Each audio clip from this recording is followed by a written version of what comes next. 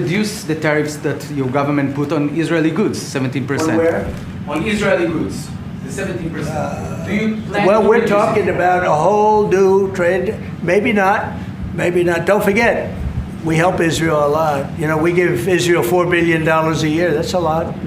Congratulations, by the way. That's pretty good. But we give Israel billions of dollars a year. Billions. It's one of the highest of, and we give a lot of countries money. You wouldn't believe if I said we give Afghanistan a lot of money, didn't it? Because that was a Biden deal, another Biden deal. Not only did he embarrass us with that, but they give them billions of dollars, Afghanistan, right? So, but no, we take good care of our friends, and we don't take care of our enemies. We're not taking care of our enemies anymore, but we do take care of our friends. Thank you very much. It's an honor to have a very, very special person. I've dealt with him for a long time, Benjamin Netanyahu, Prime Minister of Israel. And we had lunch together, we had meetings together, along with his very capable staff. And I think we've come up to some pretty good solutions and conclusions. And we'll be working a little bit after this, and then I assume you're going back home. Yes, sir. This is a quick stop, in and out. But we appreciate you being here, and we are a friend of Israel, as you know. I would say that I'm by far the best president that Israel has ever even thought of seeing. And it's an honor to be so, and to be so thought of. Many friends in Israel, they are not in an easy area. It doesn't go easy, but we are helping them. And likewise, they've been helping us very much. And so we'll see how it all works out. But we had great discussions today, I think, on the obvious subject of Iran, and also the less obvious subject with respect to Israel, and that's trade. And I think the Prime Minister is going to tell you a little bit about trade and what they're doing for the United States. So I want to thank you all for being here. Thank you very much. And Thank you. Benjamin, thank you very much. Thank you, Thank you, Mr. President. Thank you, Dom. Thank you. I can tell you that I said to the President a very simple thing. We will eliminate the trade deficit with the United States. We intend to do it very quickly. We think it's the right thing to do. And we're going to also eliminate trade barriers, a variety of trade barriers that have been put up unnecessarily. And I think Israel can serve as a model for many countries who ought to do the same. I recognize the position of the United States. It says, you know, we're allowing other countries to put tariffs on us, but we don't put tariffs on them. And, you know, I'm a free trade champion, and free trade has to be fair trade. And I think that's basically the position that you have put forward, Mr. President. We are going to eliminate the tariffs, and rapidly. I had the opportunity to speak to Secretary Lutnick yesterday. We talked about how we could effect this quickly, and I hope to bring the solution very quickly. We're not talking about intentions.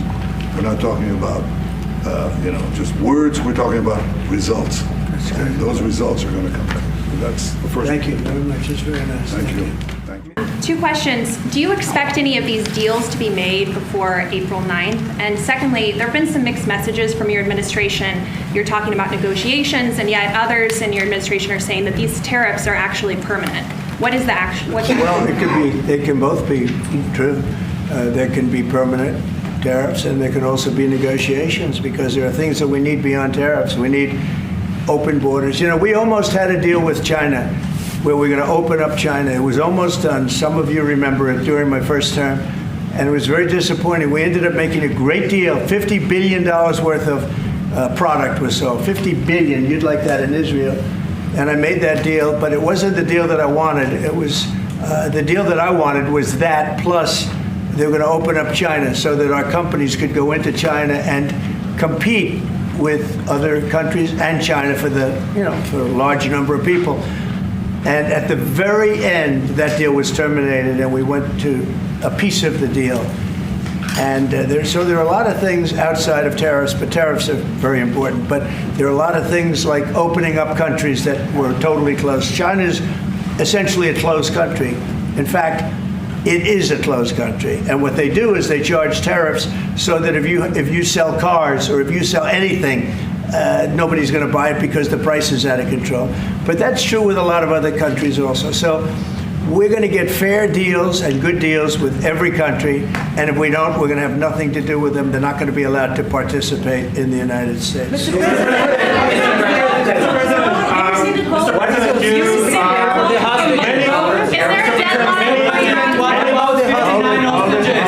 Mr. President, Relax, we have time.